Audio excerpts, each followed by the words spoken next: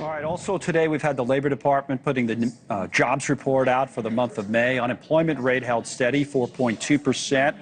Seemingly unfazed there by the trade war and all the uncertainty created. Jobs was more than expected in terms of the additions. President Trump, with the reaction to this, calling the numbers great, celebrating what he claims is billions pouring in from tariffs as well.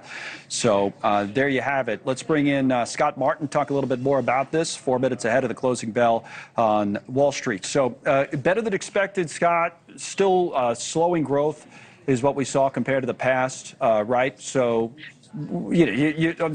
all this could be true at once. The revisions from previous months came down, so you could say, oh, it's not good by that, it's better by this. What do you take away from all of it? Something in there for everyone, Connell. And I'll tell you what is good about this number, though. It's not too hot, it's not too cold, and it's about that number that we've had along the way here since Trump has taken over that shows that the economy is still growing, maybe not as robustly as it was prior to, but job growth is still being created. And oh my gosh, job growth is actually being created in the private sector for once, not the public sector like the government was, say, back when Biden was president. So you've got that combined with average hourly earnings, which are kind of holding steady, let's say, at that 0.4% average monthly gain.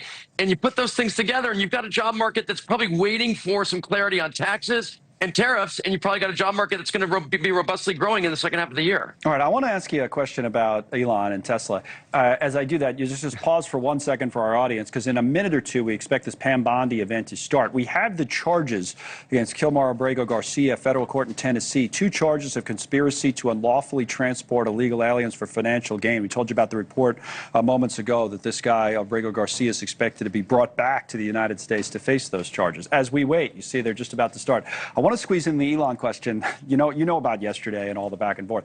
The stock gets hammered yesterday with all the back and forth with Trump, right? Comes back a little bit today. What about Tesla's stock price now for you? A lot of risk here. Now, Tesla, I still believe, is a great company, as is SpaceX, but there's going to be a lot of tumult in the near term between, say, Trump and Musk and everybody else in government. So you got to be careful here if you're adding to Tesla. We own Tesla long from many, say, quarters ago, and we're happy with that position, Connell. But if you're looking to, say, own Tesla for a long time in the future, I think you've got to take this weakness as a reason to add to the stock, but don't do it right here. Wait for it to kind of settle out here, probably about this, say, 250, 265 range, and we'll be adding some more. Now, I think most people, like normal people, don't even care about all of this stuff. They just buy a car. They think it's the best car. Tesla makes good cars. They probably are, whatever.